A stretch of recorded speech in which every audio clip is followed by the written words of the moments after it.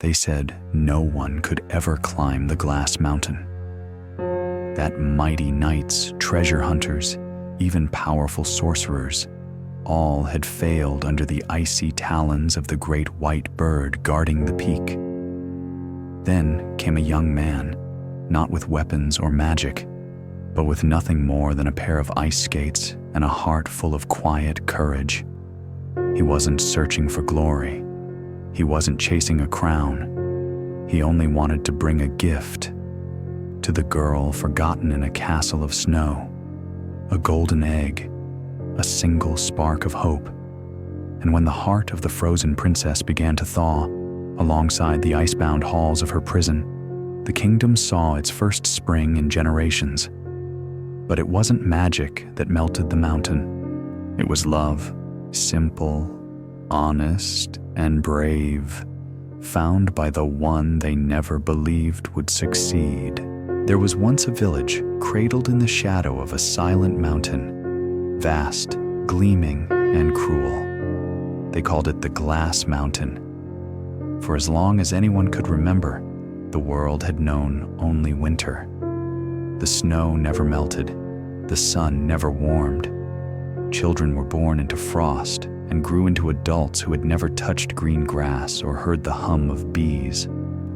The sky was often pale, the trees skeletal and still.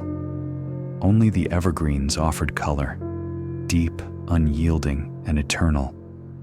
But to Elias, winter was not just a season. It was a question waiting to be answered. He was 16, lean and quiet, with thoughtful eyes the color of steel. He had been born in the cottage nearest to the edge of the forest, where snow drifted waist-high in February and ice sealed the windows until April. His parents, Ansel and Mira, made do with what little they had. Firewood, cabbage, dreams they no longer spoke aloud. Elias was different. He asked questions the others had stopped asking generations ago. Why does the mountain shine like glass? Where do the birds go when they leave us? Why did spring stop coming? No one could tell him. They only sighed and pulled their cloaks tighter. Each day after chores, Elias laced on his battered skates and went to the frozen pond near the trees. Alone in that circular rink of ice, he would glide in quiet loops, imagining other worlds. Worlds with warmth, color, and the flutter of petals instead of flakes. When he looked up at the glass mountain, piercing the clouds like a shard of broken starlight, he felt something stir in his chest. Not fear, not longing, a pull. He had heard the stories of a castle atop the peak, a cursed princess named Seraphina, and a monstrous white bird that guarded her prison. The elders always warned. Many have tried to reach her. None returned. They whispered that the mountain was the doing of an ancient sorcerer, enraged by betrayal. Some said he cursed the kingdom with endless winter and sealed the king's daughter in crystal solitude. But Elias believed differently. He didn't think the mountain was punishment. He thought it was a door, and someone needed to open it. One quiet evening, snow tapping against the cottage windows, Elias stood up from the table and cleared his throat. "I'm going to climb the mountain." His mother dropped her spoon. His father looked up, his brow creasing like cracked ice. "Elias," his voice was worn, "that mountain has claimed the finest knights and fiercest hunters. You are neither." "I don't need to be," Elias replied. "I've skated that pond since I was 5. I know ice. I trust my feet. If I take nothing but my skates and my courage, maybe that's enough." His mother reached across the table and gripped his hand, fingers trembling. "But what will you offer her, this princess? You have no jewels, no sword, no magic." Elias's gaze didn't waver. "If she's been alone this long, I think kindness might be gift enough." There was silence. Only the fire cracked in the hearth. And then, without a word, Mira stood and began packing a small bundle. Bread, a wool scarf, a bottle of water warmed by the stove. Her tears glistened, but she didn't stop. By morning, word had spread. Villagers gathered at the edge of the forest in disbelief. Some laughed, others frowned. A boy with no armor and no plan, daring the climb that had humbled kings. Elias said nothing. He tied his skates together and slung them over his shoulder. His boots crunched into the snow as he passed beneath the trees. No fanfare, no farewell, only resolve. The deeper he walked into the forest, the quieter the world became. The sky was pale silver, the air still as breath held in a hush. Even the birds had fallen silent. The trees thinned, revealing the base of the mountain, impossibly steep and smooth, a glass blade rising from the earth into mist and cloud. Elias dropped his skates into the snow and knelt beside a stone. He unlaced his boots and pulled on the blades, their leather cracked but still strong. He tightened the straps, breath slow and steady. The mountain loomed, cold radiated from it like sorrow. He placed one skate against the base, letting the blade bite into the surface. Then the other. He pressed forward, hands out for balance. The incline was brutal. The ice shimmered like mirror and moonlight, threatening to reject him with every step. But Elias didn't look down. He didn't think of falling. Instead, he thought of a girl whose name had become legend, of a sky he had never seen without snow, of a life not yet lived. And he climbed. The wind picked up, whispering secrets in a language no one remembered. Flurries danced around him like ghosts. His breath frosted in front of him, but his heart burned with determination. Each step was agony, each movement a prayer, and still he rose. From the forest below, the villagers watched until he became a speck in the distance, then a shadow, then nothing. But Elias didn't need their eyes. The mountain was watching, and somewhere high above, a lonely girl stirred in her sleep. For the first time in 100 years, the air in her tower turned warm. The frost had begun to thaw. Elias kept climbing, each step firm, gliding against the frozen slope as if the mountain itself had chosen to allow him passage.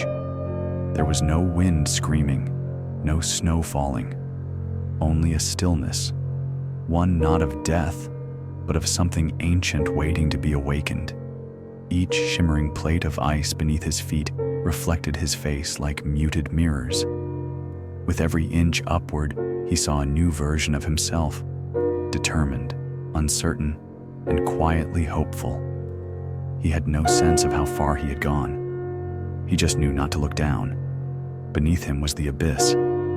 Above, the heavy gray clouds began to stir, and then a cry pierced the sky, sharp, long, and cold as a blade. Elias froze. Out of the mist, a pair of enormous wings emerged, white as snow, yet eyes golden, and talons dark as burnt iron. The bird was larger than any creature he had ever imagined. It descended like a living storm, its shriek tearing through the silence. There was no time to think. Digging the picks of his skates deep into the ice, Elias braced himself, ducking just in time to avoid the first strike. The bird circled overhead, its wing beats whipping the frost against his face like lashes. It dove again. Elias raised his arms, shielding his head as the creature's talons raked the air above him. Each impact reverberated through his body like thunder, but he did not let go. Their eyes met, and in that flash, he didn't see a monster. He saw pain, but the moment passed. As the talons swooped once more, Elias acted on instinct. He lunged upward, grabbing the bird's black legs with both hands. No hesitation, no fear. And suddenly, he was no longer climbing. The wind howled as Elias was lifted from the mountain, swinging in the icy air like a banner torn free. The bird flew upward, beyond the mountain's curve, piercing the cloud veil, dragging the boy through an ocean of frost and sky. He closed his eyes. Where was it taking him? Would he be dropped into nothingness, or saved? When the vertigo eased, Elias dared to open his eyes. What he saw took his breath away. Below them stretched a frozen kingdom, villages like specks, forests like faded brushstrokes, rivers like scars etched in glass. But ahead, nestled on the mountain's plateau, stood a tree of gold.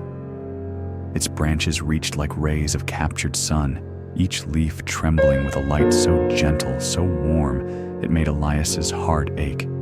It wasn't the heat of fire, but the glow of hope long forgotten. The white bird, with a silent cry, swooped low. Elias let go. The landing was hard. A rush of chimes echoed through the air, as if 1,000 bells had been struck at once. Groaning, Elias rolled over. He was inside a nest, enormous, intricate, spun of golden limbs and light. At the center of it all was an egg.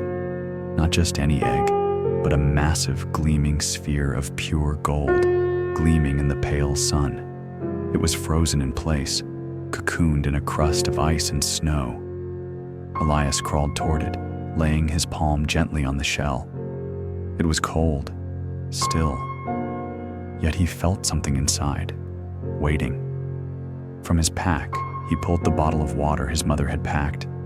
He had kept it close to his chest the whole journey, hidden in layers, guarding it like a secret flame. Now, he poured it slowly over the egg. The frost hissed, softened, cracked.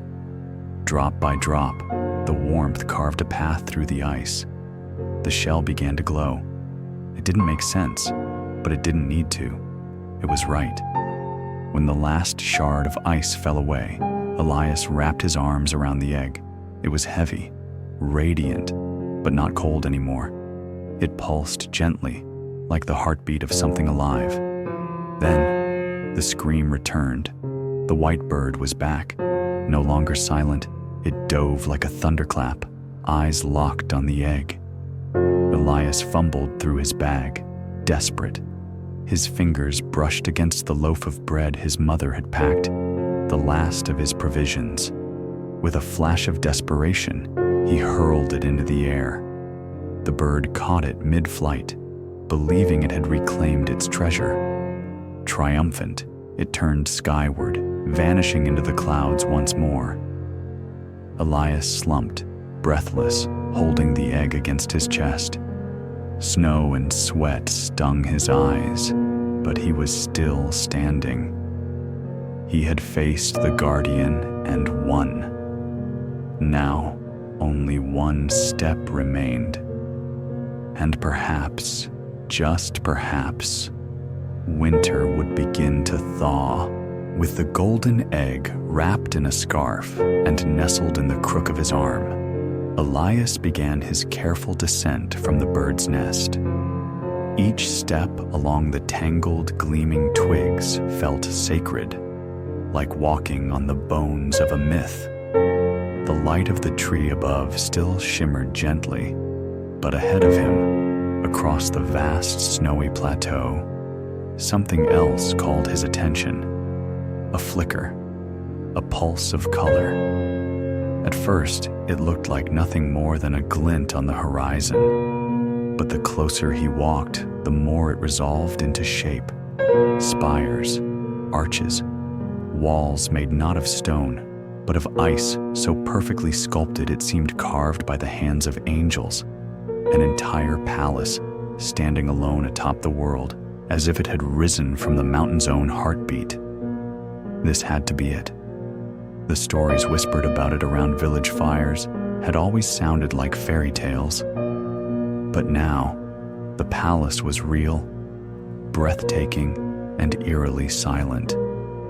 Its frozen drawbridge stretched over a moat of solid ice. Beneath the translucent surface, he thought he saw faint shadows moving, like memories sealed beneath glass. He crossed slowly, boots crunching. With every step, the egg in his arms seemed to grow warmer, as if the castle itself were pulling it closer. The front doors were towering, etched with spirals and snowflake sigils. Elias stood before them, unsure of what to do. He hadn't thought this far ahead, so he did the simplest thing. He knocked. A long, deep echo rang out from within. It was not a sound of wood striking wood, but of time shifting, ice remembering what it was meant to do. The groan of long-forgotten hinges stirred the silence. Then the door creaked open, not by magic, not by wind, but by a girl. She was small, wrapped in a white woolen dress and a heavy blue cloak. Earmuffs clung to her head like two snow clouds. Her cheeks were red from the cold, but her eyes were fierce. She looked at Elias with suspicion. "Who are you?" she asked bluntly, gripping the heavy door. He blinked. I'm Elias. I've come from the valley." She narrowed her eyes. "To do what?" "To find you," he said softly, caught off guard by his own honesty. "To bring a gift, if you'll let me." Her expression shifted. She stepped aside just enough for him to enter. Inside, the palace was colder than he imagined.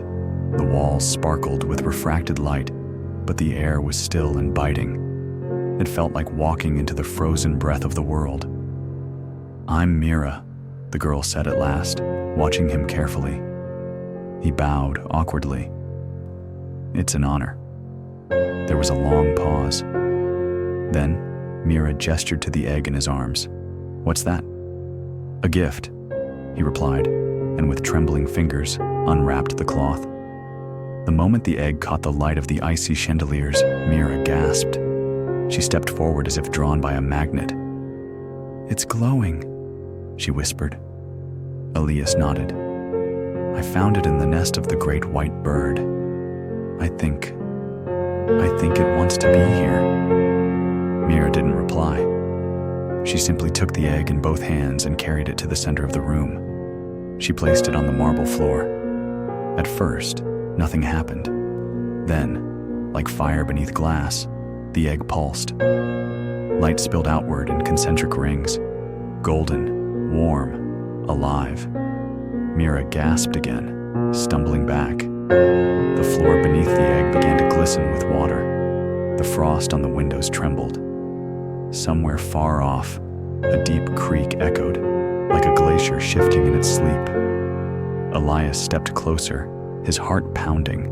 The egg cracked, not with violence, but with the soft sound of melting ice on spring mornings. From within came not a creature, but light itself, pouring upward into the air like a rising sun. The room blazed with warmth. The chandelier above their heads began to drip.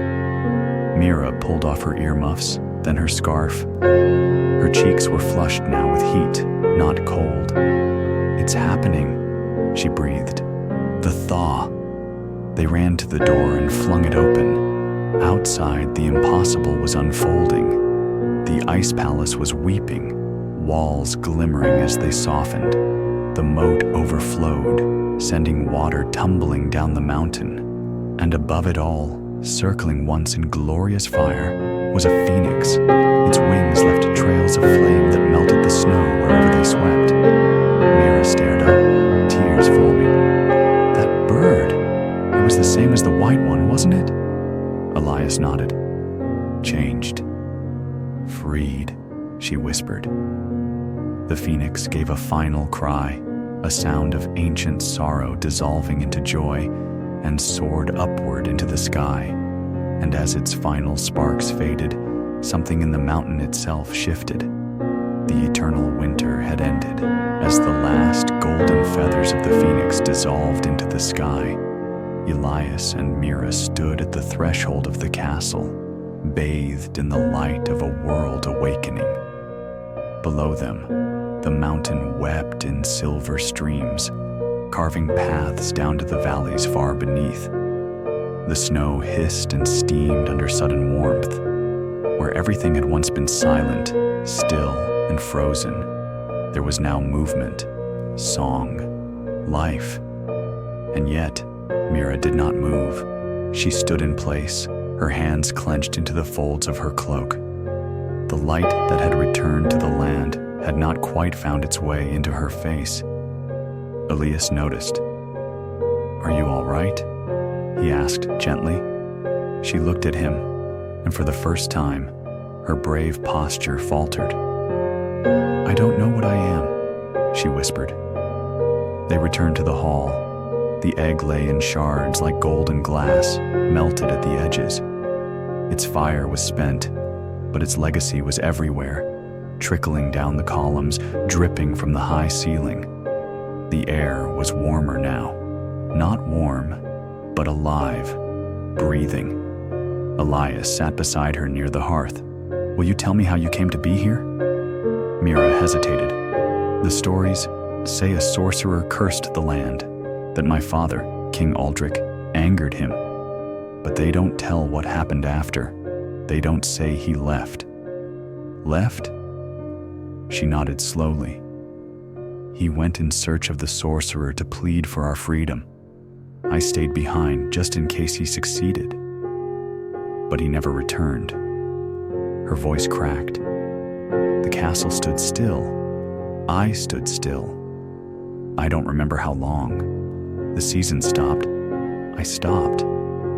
Elias listened with the kind of silence that only comes from deep presence. "You've been alone all this time?" She nodded, wiping her cheek with the back of her hand. "I think I stopped aging. I stopped dreaming. Only that bird came and went, always circling, watching." Elias thought back to the great white eagle, fierce, cold, proud, and yet somehow, beneath all that, lonely. Could it have been the sorcerer? Or perhaps the king, twisted by the curse? Or simply a guardian, unable to let go? "Maybe it wasn't a punishment," he said softly. "Maybe it was a lesson, one that needed someone brave enough to finish it." Mira looked at him, puzzled. "Why you?" He shrugged. "I don't know. I'm not special. I had no sword, no magic. Just a pair of skates and a stubborn streak." She laughed for the first time, an uncertain, startled laugh that made her eyes brighten. "And the egg?" she asked. Elias turned his palm upward. "I found it, that's all. Maybe it found me. Maybe it was waiting for someone who saw it not as a weapon or a trophy, but as a gift." Mira looked back at the egg's remains. It changed everything. "Maybe," Elias said. "It changed us." They spent the day exploring the castle, now warm enough to walk without cloaks.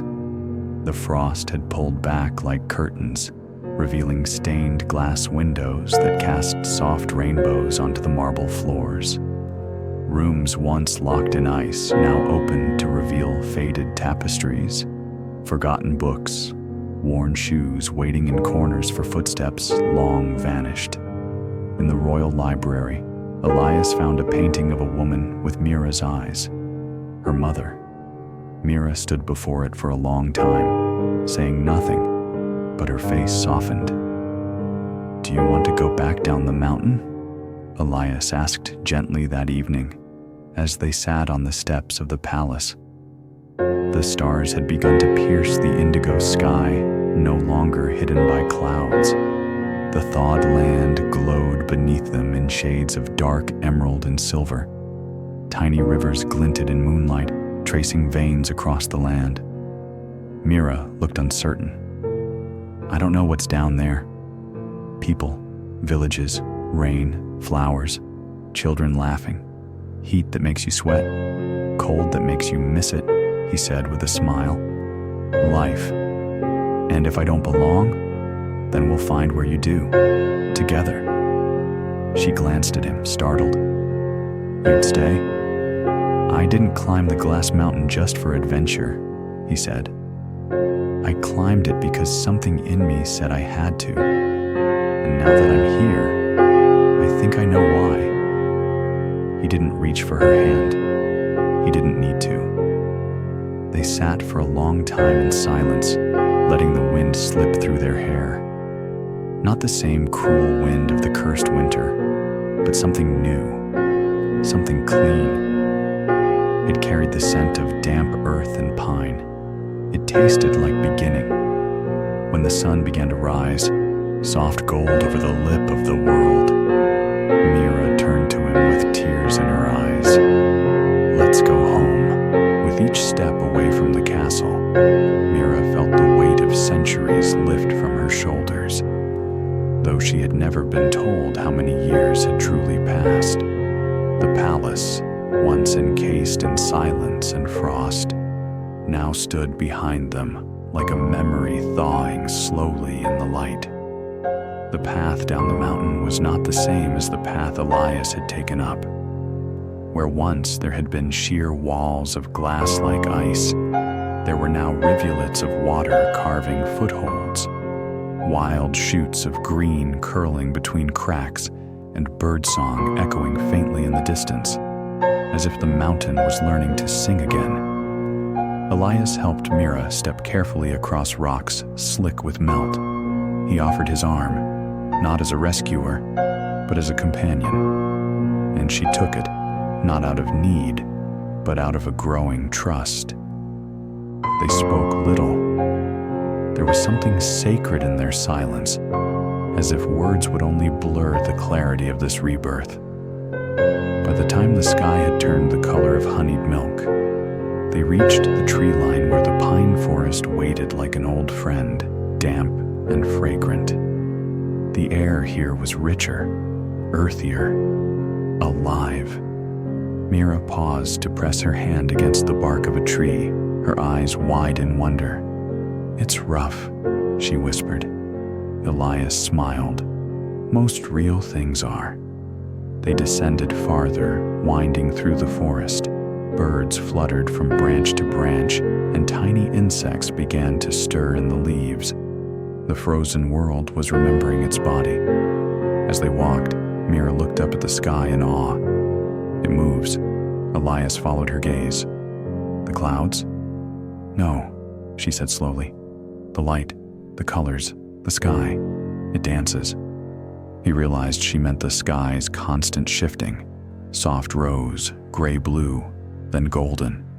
For her, it was a revelation. She had lived beneath a dome of unmoving winter for so long that motion itself felt like a miracle. As the forest thinned, the path opened into a small clearing overlooking the valley. Below, the village shimmered in the distance like something painted in oil. Roofs wet with rain, fields steaming as the last of the frost melted under a warming sun. Thin columns of smoke curled from chimneys. A bell rang faintly, calling someone to supper. Elias felt something catch in his chest. "We're almost home." Mira touched her heart. "I don't know if I have a home." "You do now," he said, "even if we build it from scratch." They followed the winding trail down into the familiar village Elias had once trudged from, skates over his shoulder, and hope clutched in his chest like a secret flame. But this time, he was not alone. A few townsfolk were outside tending to their steps and porches, brushing away puddles and marveling at the strange warmth. No one noticed the pair at first. It was Mira they saw first. The long white cloak, the dark hair pinned back with frost-woven ribbons, her bearing noble but unsure. Could it be? Elias? Voices broke out like whispers of thunder. Doors opened, eyes widened, children pointed. An old woman dropped her firewood in surprise. And then his mother came running, apron soaked, hair flying, face stunned. She threw her arms around Elias, weeping. "You're alive! You're alive!" "I told you I'd come back," Elias said, holding her close. She pulled back and looked at Mira. Mira, poised and still, bowed slightly. But before she could say a word, Elias's mother took her hand and pressed it warmly. "Thank you," she said, "for bringing my boy home." Mira smiled, eyes shimmering. "He brought me home too." They were ushered inside, sat down by a crackling hearth, given warm bread, a basin of water for their hands, and 100 questions they could only half answer. Elias told the story simply, honestly. No heroics, just a climb, a gift, and a choice. That night, Mira stood by the window as the stars bloomed over the village. The world no longer shimmered in cold white, but in a soft spectrum of living color. The leaves on the trees had started budding. Somewhere, frogs croaked in a waking pond. Elias joined her. "Do you miss it, the castle?" Mira didn't answer right away. Then, "No. I thought I would, but it was never mine. I was only waiting there. Now, I can begin." And for the first time since leaving the mountain, Elias saw her not as the girl from the ice, not as the princess of an old myth, but simply as Mira. Real, warm, alive. The next morning, Mira rose early. The village still slumbered under a soft gray sky, but the frost no longer bit at the air. It merely clung in patches like a memory not yet ready to leave. She stepped outside, wrapping a woolen shawl around her shoulders. The garden behind Elias's home was small and untamed, the soil damp from melted snow. She knelt down and touched the earth with her bare fingers. It was cold, but not dead. Beside her, Elias appeared holding 2 tin cups of tea. Most people here don't bother planting this early. Mira took a cup with a quiet smile. That's because they've forgotten what waits beneath. He watched her fingers sink gently into the soil. "Do you know what you're looking for?" "No," she said truthfully, "but something in me remembers, even if my hands don't." They worked together that morning, clearing the twisted remnants of last year's garden, brushing aside brittle leaves, tilling the softened ground. When Elias's mother awoke and found them outside, she chuckled from the doorstep. "Spring fever," she said. "First sign that winter's truly broken." It was, not just in the sky or the soil, but in the way people stepped lighter, laughed louder, left doors open to let in the scent of thawing earth. Word had spread of Elias's return and of the mysterious girl who had come with him. Mira, for her part, remained kind but distant, neither seeking attention nor shrinking from it. She was simply present. She helped Elias's mother bake bread. She fed the chickens, fetched water, watched children play in the muddy paths, and laughed when they invited her to join their messy games. To them, she was the snow princess turned girl, real, kind, and a little magical. And in the quiet moments when she and Elias were alone, they spoke of the egg. The golden relic now rested on the mantle above the hearth, a shimmering, dormant reminder of their strange journey. "Do you think it was just a key?" Elias asked one evening. Mira tilted her head. "Or a test, or a gift, or maybe a seed." "A seed?" She nodded. "It melted the castle. It freed me. It woke something. Maybe that's what spring is. A secret that must be carried down from the highest, coldest places and planted in ordinary ground." Elias stared into the fire. "And maybe you're the one who carries it now." As the days passed, a transformation began. not just in the landscape, but in Mira herself. She began to dream, not the drifting dreams of sleep, but waking dreams, glimpses of things that might be. Gardens overflowing, laughter echoing through halls made of wood and not ice, children with wild curls and firelight in their eyes. She saw her hands weaving, building, creating, life pouring through her fingertips. She no longer felt like a figure pulled from a legend. She was becoming a woman of flesh and voice, thought and soil. One afternoon, a child from the village ran up with a tulip bulb, muddy and misshapen, and pressed it into her hand. "For the lady who brought spring," the boy whispered, then ran off giggling. Mira looked down at the bulb. It was ugly, awkward, and it made her weep. She planted it at the edge of the garden that evening, just before the sun dipped behind the hills. Elias stood beside her silently, watching the last light of day rest gently on her shoulders. And then he spoke. "I know the stories say the princess always marries the hero," he began, voice low. "But you weren't waiting for a prince, Mira. You saved yourself. You chose." She turned to him, eyes steady. "I chose to believe someone would come. And I chose not to turn back," he said, "even when I was afraid, even when I had no gift to give. You brought me an egg of fire," she said softly.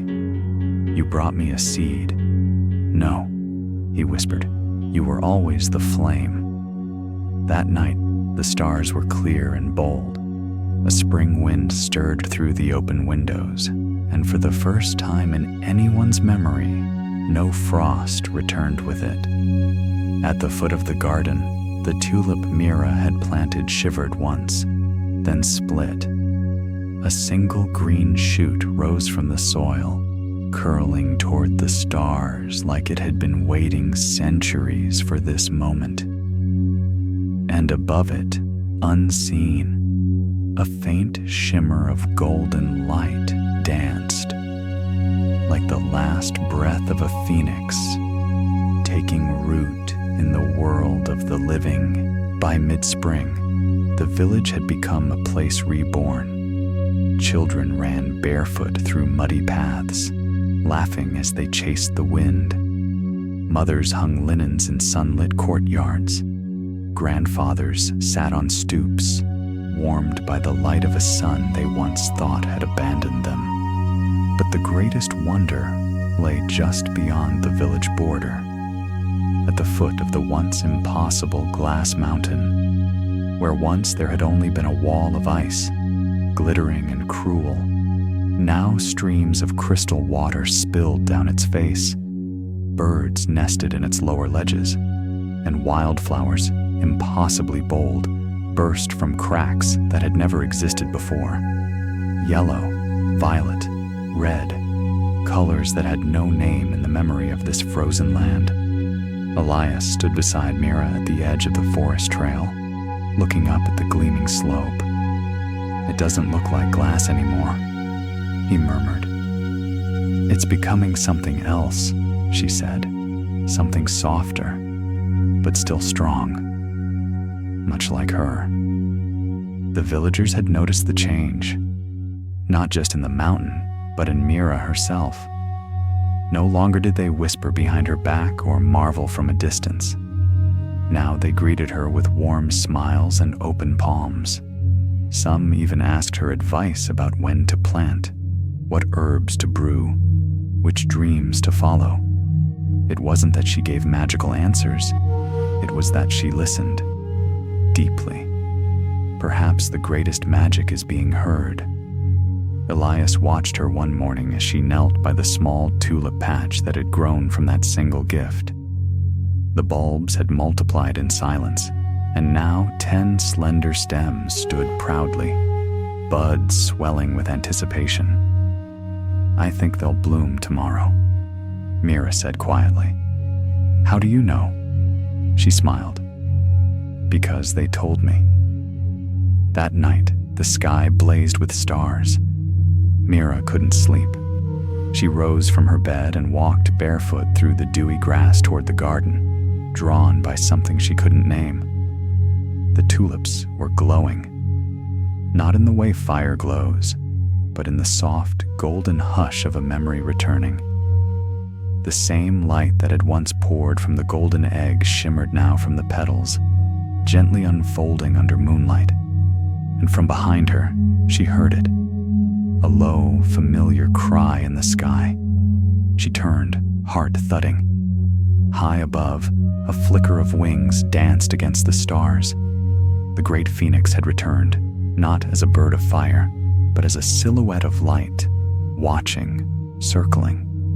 Then, like a falling ember, it descended, not to the village, not to Mira, but to the mountain. It touched the slope with a single burst of warmth, and the entire face of the mountain began to change. Ice melted in rivulets. Trees, long frozen inside crystal tombs, began to breathe again. A great wind swept through the valley.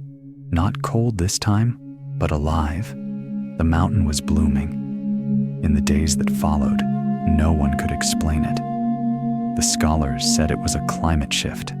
The priests called it a miracle. The children just laughed and climbed the lower paths, scattering petals with their boots. But Elias and Mira knew. It was not science. It was not magic. It was choice. The choice to hope when all seemed hopeless. The choice to act when others watched. The choice to love the world back into color. One evening, Elias walked the trail that led to the garden, carrying a bundle in his arms. Mira stood at the tulips, brushing her fingers against their soft petals. "I have something for you," he said. She turned, brow lifted. He unfolded the bundle, revealing a simple garment, a jacket stitched from linen and leather, embroidered at the cuffs with tiny flame-like patterns. "It's not grand," he admitted, "but I wanted you to have something made with my own hands. Something for the woman who changed everything." Mira ran her fingers over the threads. "It's perfect." He cleared his throat. "And one more thing." From his pocket, he drew a small pouch. Inside, a single seed, round, black, with a shimmer of gold. "I found it yesterday, near the base of the mountain where the phoenix landed. I think it's for you." Mira cupped the seed in her palm. A seed from a mountain that should never have thawed. He nodded. And yet, here we are. That night, they planted it at the center of the garden. No one knew what it would grow into. Perhaps a tree. Perhaps something never seen before. It didn't matter. It was a promise. As summer approached, visitors from neighboring lands began arriving. They had heard the old stories of the cursed mountain, the frozen land, the girl who rose like spring from the heart of ice. Some came in disbelief, others came in wonder, and all who came left changed. The mountain that had once been a prison now shimmered with trails, caves, wild orchards, and streams that sang of release. The castle was no more, but its memory lived on in every blade of green, every blossom that opened under a once forgotten sun. And at the heart of it all, a woman with fire in her eyes and soil on her hands, who had once been a myth, but now was a gardener of the real. Late one summer evening, as the last of the golden light poured over the valley, Mira stood at the edge of the garden, staring down at the patch of earth where the phoenix seed had been planted. It had been weeks since she and Elias pressed the strange seed into the soil. At first, there was nothing. Just a bare circle of dirt surrounded by blooming tulips and shy lavender. Then, one morning, a shoot had emerged, not green, like most plants, but silver blue. It shimmered like the ice that used to blanket the land, yet it pulsed with life. Now, it had grown into something no one could name. The stem twisted like a braid of wind. Its petals curled outward, translucent and veined with strands of amber. The heart of the flower, if it was a flower, glowed softly, as though lit from within by a flickering ember. And in the stillness of night, it hummed, not a sound of voice or wind, but something older, a resonance, a memory. Elias joined her without a word, wrapping a soft shawl around her shoulders. "It's almost time," he said. Mira nodded, her eyes still fixed on the flame flower. "I can feel it. It's waiting." "For what?" She finally turned to look at him, her voice low but sure. "To choose."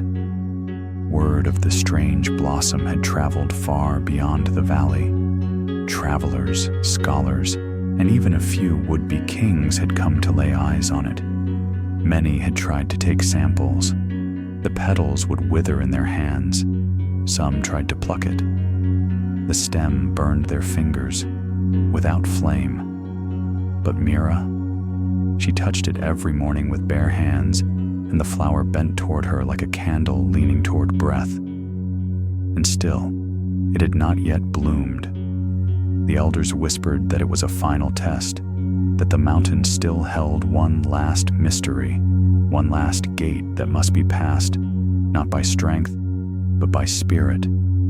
Elias believed it too, and so he did not question the dreams Mira had begun to speak of.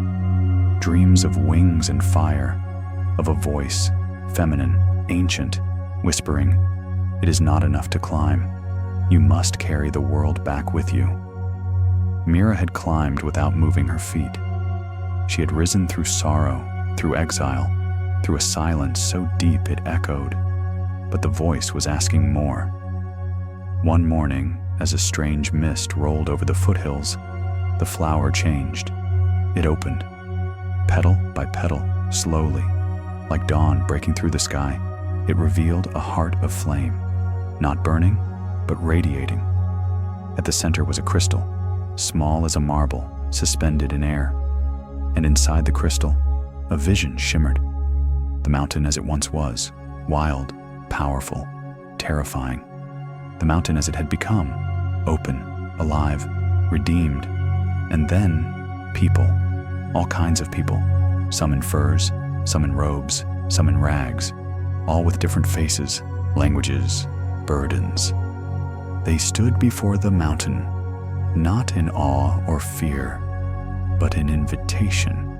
The vision disappeared, and in its place, the flame pulsed once, then twice, and then the flower turned to ash, not burned, but returned into soil, into the breath of the world. All that remained was the crystal, hovering silently above the earth. Mira fell to her knees. Elias rushed to her side, but she was not hurt. She was transformed. Her eyes, when she lifted them, held tears, but they were not of sorrow. "It's given me something," she whispered. "Not for me, for all of us." That evening, in the square where children once played in snowdrifts, the villagers gathered. Mira stepped forward, holding the glowing crystal in both hands. "It isn't just a gift," she said, her voice clear. "It's a guide." She set the crystal in the center of the square, where it hovered and began to glow brighter. Lines of light shot out across the earth like roots seeking water.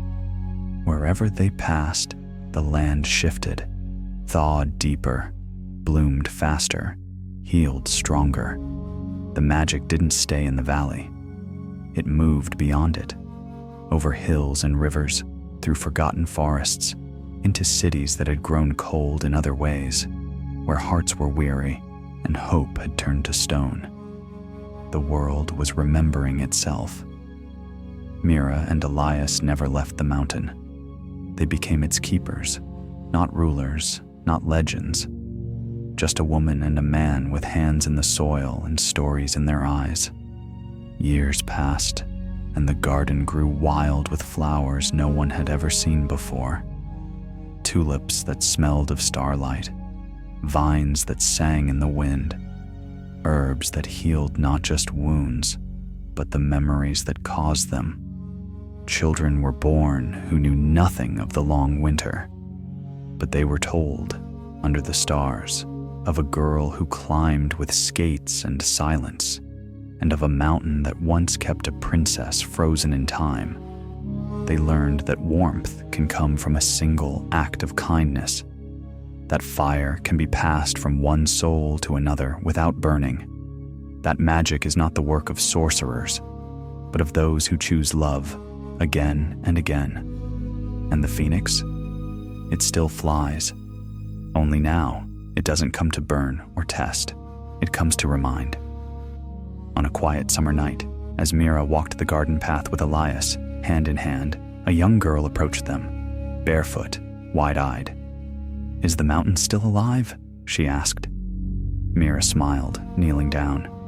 "It is, and it's listening, just like it always has." The child looked up at the peak. "Do you think, one day, I could climb it?"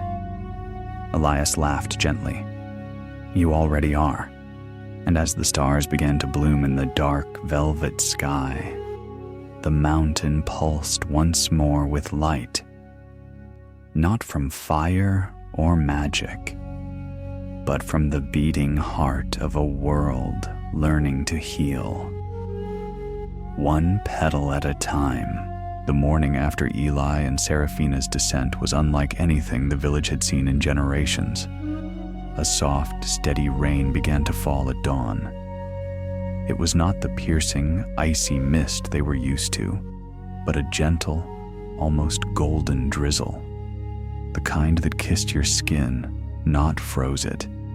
It touched the rooftops like a lullaby, melted the hardened snowbanks, and seeped into the earth like a long-awaited promise.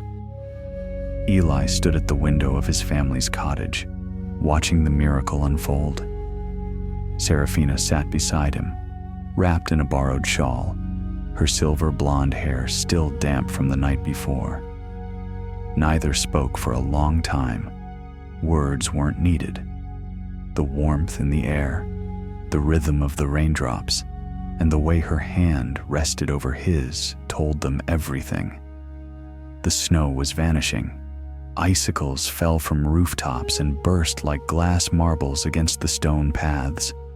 Trees that had long stood as white statues slowly began to reveal bark, and soon, the very first shoots of green peeked from beneath the soil. Children emerged from homes with wonder in their eyes. They looked up, confused, and then they laughed. Their boots splashed through puddles. Their arms reached toward the sky as though trying to catch the sun. "It's real," Seraphina whispered, her voice barely audible. "The thaw." Eli turned to her, taking in her expression, part disbelief, part reverence. "You did this," he said quietly. "No," she replied. "You brought the egg. You climbed. You believed. I was only waiting." Downstairs, his mother moved slowly through the kitchen, as though still unsure if she was dreaming. She had set out bowls for stew, but her hands trembled when she saw Seraphina. "You're real," she said, blinking fast. "From the stories, the mountain." Eli's father, too, had to sit down. The moment his son had returned home with a stranger was surreal enough, but now the entire world was changing with them. The warmth wasn't just in the air. It was in the soil, in the sound of children's laughter, in the sudden chorus of bird song that began to ring through the trees. The thaw had awakened the land, and something deep within the people too. Seraphina spent much of that day walking. Eli walked with her. They wandered past the edge of the village and up toward the frozen pond where he used to skate. Now it was half water, half mirror, reflecting the silver clouds above. Along the way, Neighbors peeked through shutters. Some bowed. Others simply watched in awe. At the edge of the woods, Serafina stopped. "I wonder how long the curse had been in place," she murmured. Time felt so strange on the mountain, as if it folded in on itself, like I wasn't aging, just waiting. Eli looked at her, struck again by how human she was. Not a princess trapped in a tale, just a girl who had been alone far too long. "I used to think about this pond," he said. "When I was little, I'd skate for hours, just looking up at the mountain and pretending it was mine to conquer." She smiled. "And then you did." "I had no gift," Eli said. "Just an old loaf of bread and a pair of skates." Serafina reached into her cloak and revealed something wrapped in a cloth, the golden egg. Though it no longer glowed with magic, it still held a luster like morning sun on river water. "This was never about treasure," she said, "or offerings. The mountain didn't need gold. It needed a heart, courage, kindness, something real." A hush settled over them. Even the trees seemed to still. Then Serafina looked up, as if sensing something. She reached for his hand. "Come," she said. "There's one more place I need to see." They walked until the path opened up to a hill just outside the village, where the land began to roll. Green, not white. For the first time, Serafina saw flowers, tiny yellow wildflowers peeking from a field of damp earth. She knelt, gently touching one. Her breath caught. "I've only ever heard of these. My mother used to tell me stories about fields like this." She turned to Eli. "You gave me the chance to see them." He knelt beside her. "I want to ask you something," he said, "but I don't have a palace or a title or even steady hands most days." She laughed, wiping at the corners of her eyes. "Eli, I climbed a mountain to escape magic. I don't need a prince. I need someone who will hold my hand when the seasons change."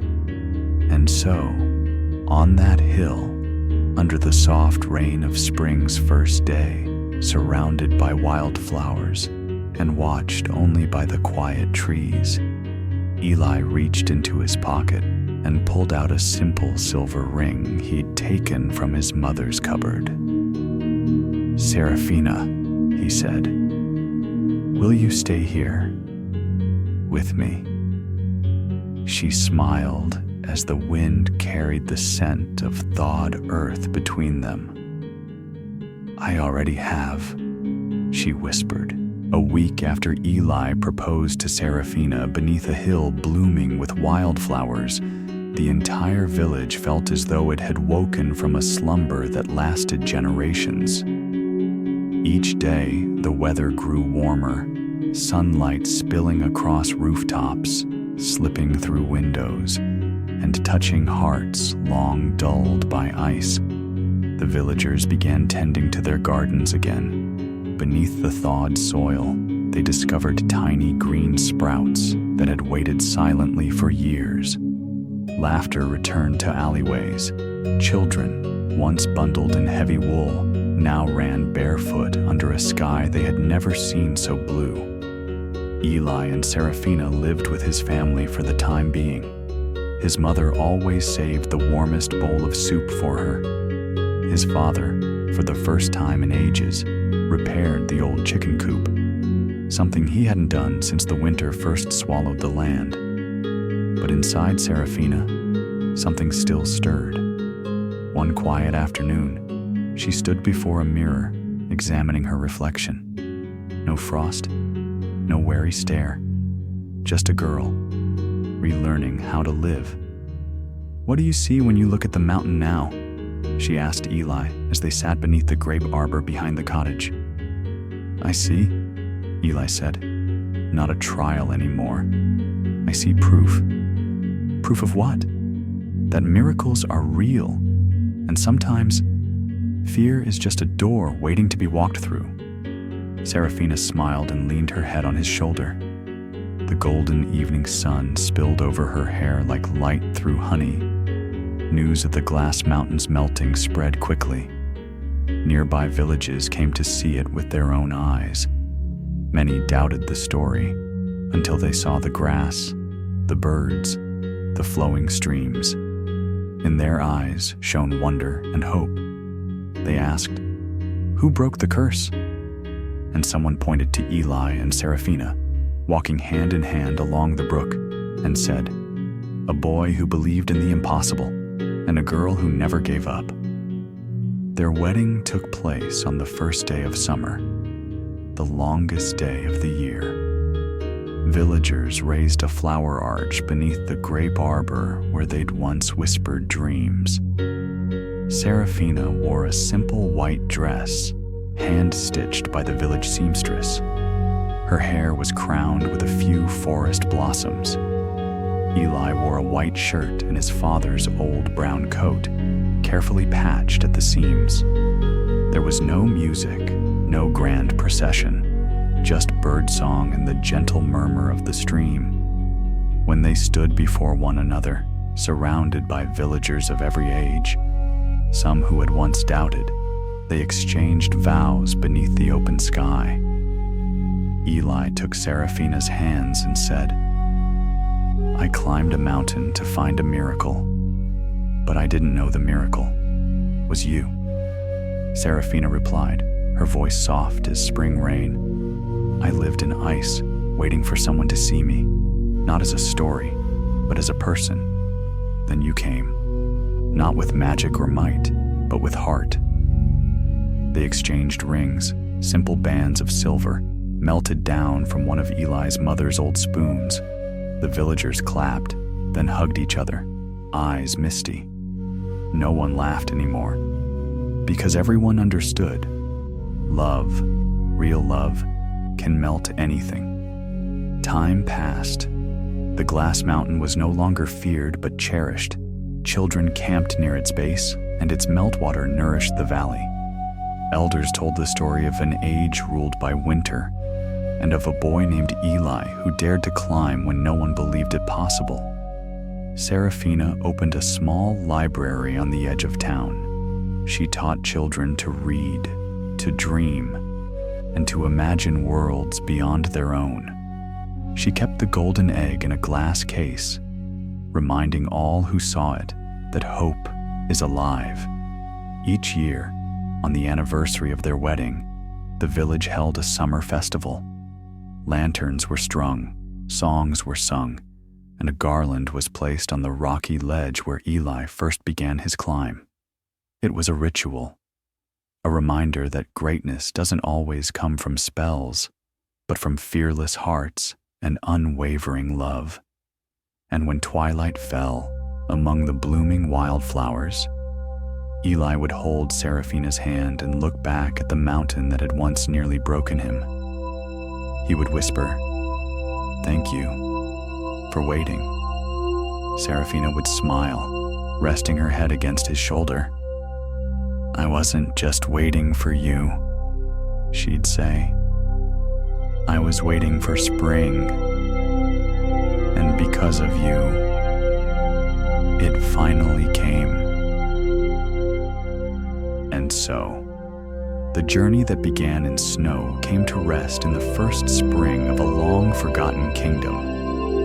No one ever thought that the one to change everything wouldn't be a prince or a wizard or a warrior, but a simple boy with no weapon but hope. And yet, he climbed the frozen peak, faced the fierce eagle, and returned not with a trophy, but with a heart finally free. Love doesn't always arrive with grand promises. Sometimes it comes in quiet courage, in small acts, in sincerity. Thank you for staying with us on this journey tonight. If this story touched your heart, leave behind a like, a comment, or simply a soft breath before sleep. And remember, sometimes what melts a mountain of ice is the warmth you didn't even realize you were carrying.